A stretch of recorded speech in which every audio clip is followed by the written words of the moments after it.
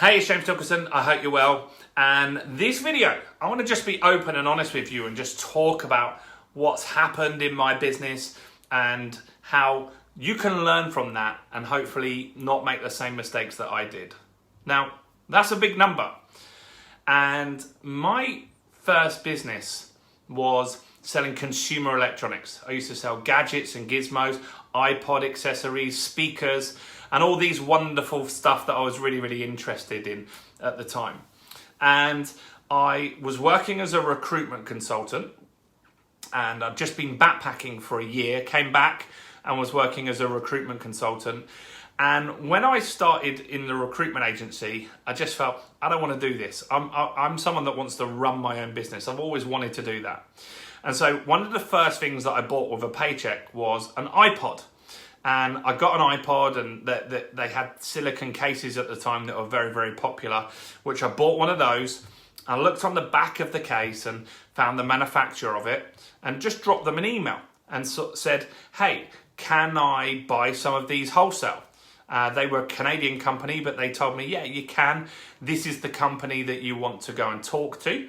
And so I spoke to the wholesaler in the UK, bought some cases, and then I started selling them online. I built a website, I sold them on eBay and Amazon. And very quickly, I started to get a lot of momentum. I was very busy, very quickly. And so I would work as a recruitment consultant in the day, and then frustratingly for my manager, in the daytime, a load of deliveries would come, right? So all these deliveries would come to my office, and I'd have to quickly run them out to my car out the back. And then I would drive them home in the evening, and I lived in a studio flat at the time, and all evening I would be packing iPod cases and listing new ones and stuff like that. Eventually it got to a point where I was like, well, I've got enough income here to cover my outgoings, so I'm going to quit my job. And I did. And so I quit my full-time job, left the security behind, and started selling iPod accessories on the evenings and daytimes at that point. And so that business quickly got quite big. We built it up to a multi-million-pound turnover within a few years. And if you want to know a bit more detail about that story, you can find out in my book, and I'll go into more detail in that. But the business was going really well. Now, most of our sales were coming from our website, eBay, and Amazon. In fact, a lot of it was coming from Amazon. And I remember one day, one of the team came into the office and said, James, our Amazon account's been shut down. Have you ever felt sick in your stomach straight away? Instantly, I knew this is going to be a problem for my business. So we rushed over to his computer. We looked through, and as he said, yeah, we've been shut down. Now, I'm sure you'd agree that feedback is important online. Feedback is important for any business, right? Now, that's the same with Amazon. But with Amazon, it's even more important because the better your feedback score, the more prominently you show on their site. Their algorithm pushes you out even further. And we sold sometimes thousands of items every single week on Amazon. And that meant we needed impeccable feedback. Now, because we sold thousands of items, invariably every week we would get negative feedbacks because things would break in the post, or if they were buying like a £10 speaker, sometimes they broke, right? And so rather than coming to us, they might just give you a negative review. If they came to us, we would resolve it. But that happened, right? And we got some bad reviews sometimes, and we would reach out to people and say, look, can we get you a new item? Can we resolve this with you? And most people, 99 out of 100 would be fine with that. They'd say, yeah, thank you for reaching out. I'd love another item or a refund or whatever it was at the time that we could do to resolve the issue. And then a lot of them would remove the feedback, right? Now, one guy, he bought a laptop mouse and it got to him broken. I don't know how the courier or the Royal Mail broke it, somehow in transport. That happens. And he went on and left us a negative review, and we reached out to him and said, look, would you consider getting a new mouse? Can we send you a new one? And if you're happy with that, would you consider removing the feedback? Now, he was a solicitor, and he said that we were bribing him, asking him to remove the feedback in exchange for a refund or a new item. And so he kindly went through Amazon's seller policy, found a condition that he thought we'd breached, forwarded our correspondence to Amazon, who sided with him, and shut my Amazon account down. Now, on that day, my Amazon account had £55,000 in the account.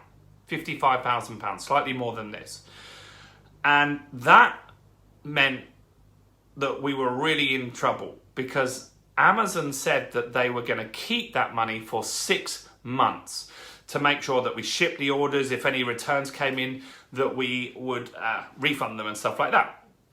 So we lost our sales channel. So we lost all our sales on Amazon overnight, and we lost £55,000 that Amazon were going to keep for 6 months. Now, that was half of our turnover we lost. £1 million in sales we were doing on Amazon at that point. We lost overnight. Now, the difficulty was we lost half our turnover. We had a lot of stock coming on a boat in from China that only sold on Amazon. And very, very quickly, we started getting a cash flow issue in the business. We were still profitable, but we were paying suppliers late. And it was very, very frustrating what was happening. And ultimately, when you lose one credit rating with one supplier, they all are insured by the same companies, and we lost all of our credit ratings with all trade accounts with all of our suppliers at once. Now we had to pay them up front. So I started investing in my business to try and keep it going, got out personal credit cards, and racked up £50,000 in debt personally in 3 months. Within 3 months, the business had no more cash, had no more access to finance, and my business failed. I had a profitable business on paper because I had lots of stock, but I wasn't able to sell it, and I wasn't able to get out of leases and all these difficult things. And so 3 months after losing my Amazon account, my business failed. I lost all my personal income. Not only that, I now had £50,000 in debt.